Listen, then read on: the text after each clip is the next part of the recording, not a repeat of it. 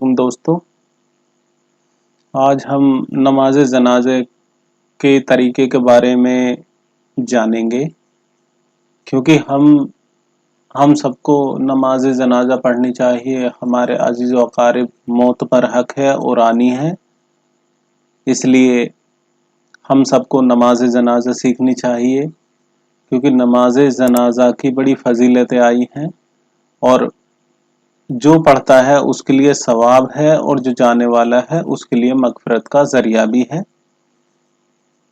دیکھتے ہیں اسے کیسے پڑھتے ہیں، اس میں کتنی سنتیں ہیں، کتنے فرض ہیں۔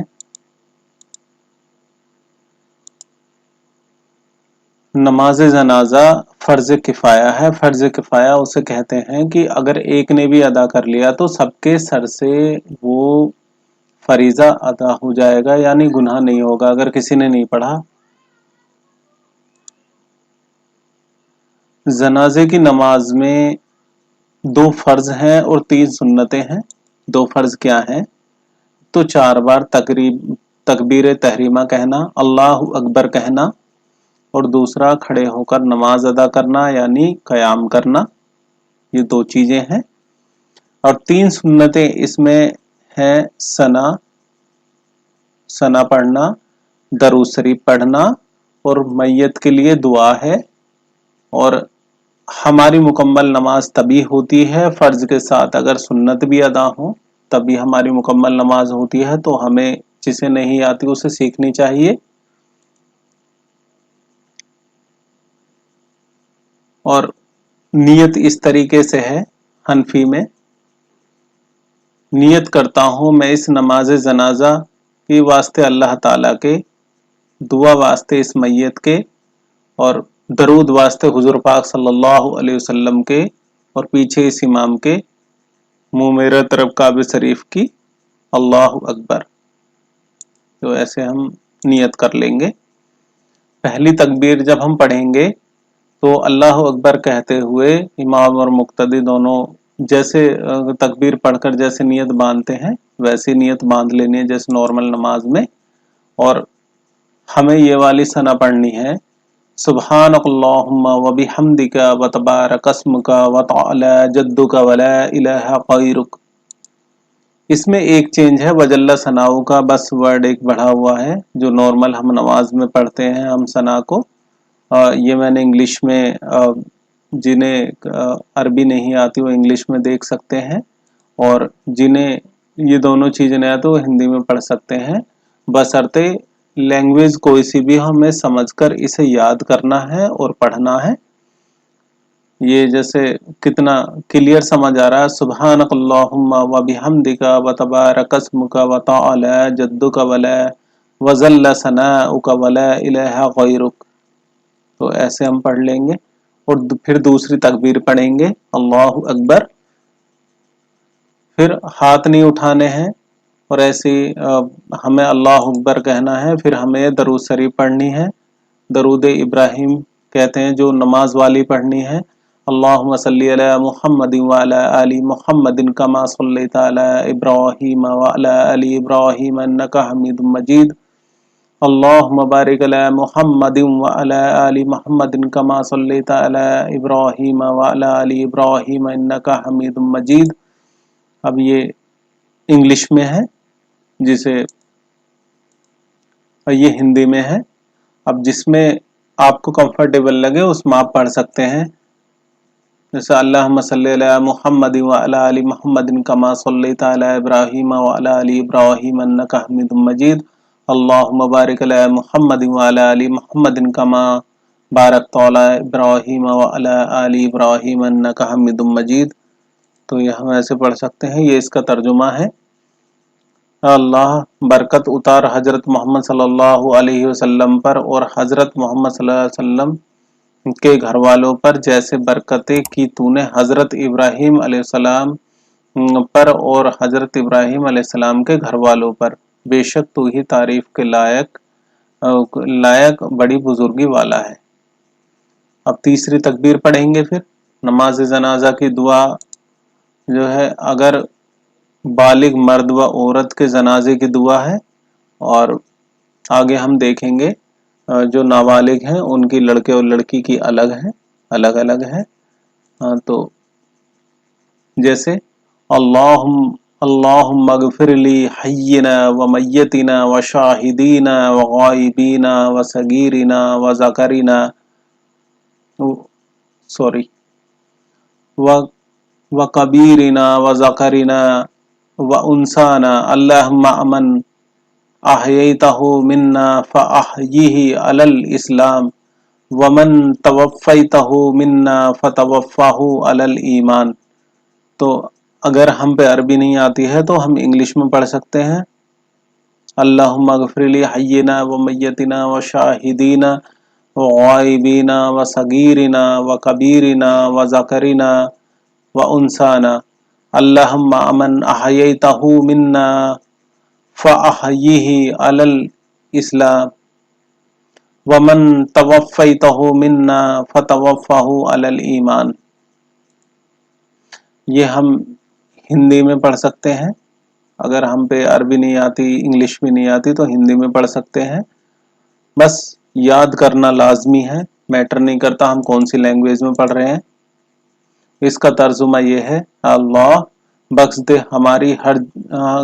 हमारे हर जिंदा को, हमारे हर फोत शुदा को यानी जो मर चुके हैं उन्हें, और हमारे हाजिर को जो हाजिर है, और हमारे गायब को जो गायब हो चुके हैं, हमारे हर छोटे को और हमारे हर बड़े को, और हमारे हर मर्द को और हमारी हर औरत को।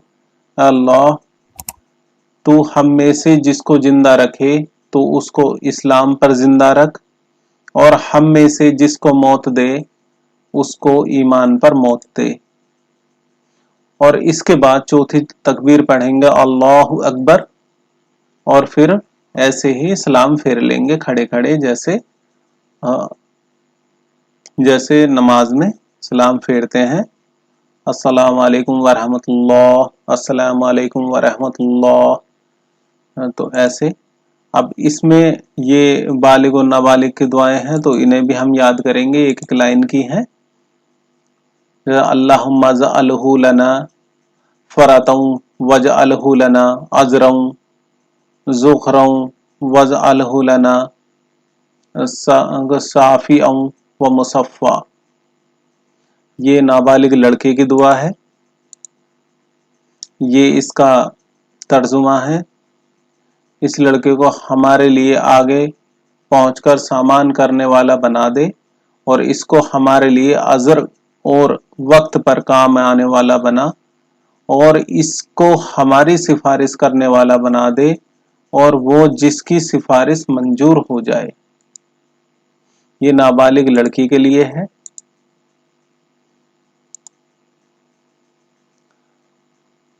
अल्लाहुम्मा ज़अलहा लना फरतन वज़अलहा लना अजरन व ज़ुखरन वज़अलहा लना साफ़िअन व मुसफ़्फ़ा।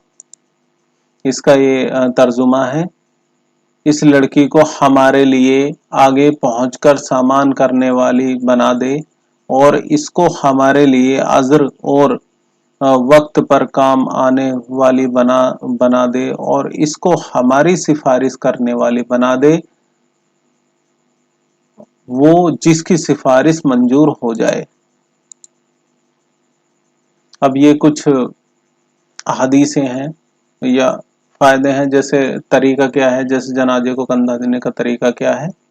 जनाजे को कंधा देना भी इबादत है। सुन्नत यह है कि बाद दीगरे चारों पायों को कंधा दें, यानी चारों को, और हर बार 10-10 कदम चलें। अगर कम दूरी है, ज़्यादा लोग हैं, वो अलग है, तो नियत पर भी अल्लाह ताला देने पर कादिर है। पूरी सुन्नत यह है कि पहले सीधे सिरहाने कंधा दें, सीधी तरफ, फिर सीधी पायतीन यानी सीधे पांव की तरफ, फिर उल्टे सिरहाने, फिर उल्टी पायतीन की तरफ, और 10-10 कदम चलें तो कुल 40 कदम हुए। और जैसे नमाज में हमने देखा है कि बहुत से लोग जूता ही पहनकर नमाज पढ़ने लगते हैं, तो उसके बारे में एक फतवा पढ़ा था मैंने। तो जूता पहनकर अगर नमाज जनाजा पढ़ें तो जूते और ज़मीन दोनों पाक होना ज़रूरी है। रिमेंबर, ये याद रखना कि जूता भी पाक होना चाहिए, और जूता उतारकर उस पर खड़े होकर पढ़ें तो जूते के तले और ज़मीन का पाक होना ज़रूरी नहीं। अगर जूते के ऊपर आप जूता उतार कर उसके ऊपर खड़े हैं तो फिर उसका तले का और ज़मीन का पाक होना ज़रूरी नहीं है।